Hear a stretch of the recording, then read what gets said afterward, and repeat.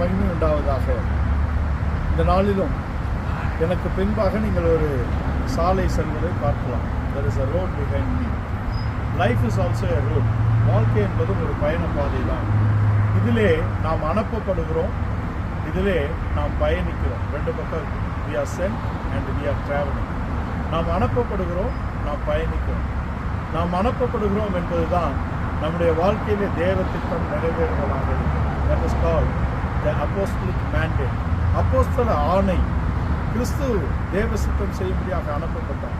நாம் எல்லோரும் இந்த பூமியிலே தேவ சித்தம் செய்யும்படியாக அனுப்பப்பட்டிருக்கிறோம்.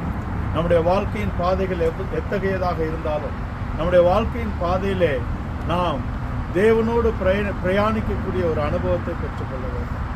The very mandate of our life is apostolic mandate. நாம் ஏன் தேசங்களை தாண்டி பிரயாணிக்கிறோம்? நாம் தேசங்களை சுற்றி பார்க்க அல்ல, தேசங்களிலே தேவ சித்தத்தை நிறைவேற்ற முடியாது.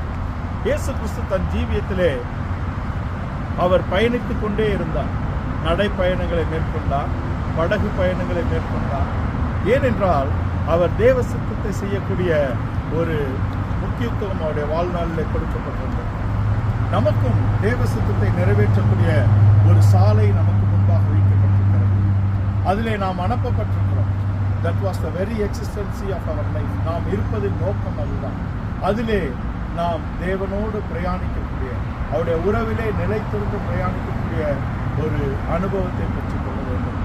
நம்முடைய ஒவ்வொரு நாளும் அவர் தந்தது, நம்முடைய ஜீவன் அவர் தந்தது, நம்முடைய ஜீவியத்தின் தேவைகள் அவர் தந்தது. நமக்கு கொடுக்கப்பட்டிருக்கக்கூடிய அப்போஸ்தல ஆணை என்பது அவருடைய சித்தத்தை நிறைவேற்றி தேசங்களிலே அப்போஸ்தல உபதேசத்தின் வெளிச்சங்களை கொண்டு வருவதாக இருக்கிறது. கர்த்தர் தாமே உங்களை ஆசீர்வதிப்பாராக.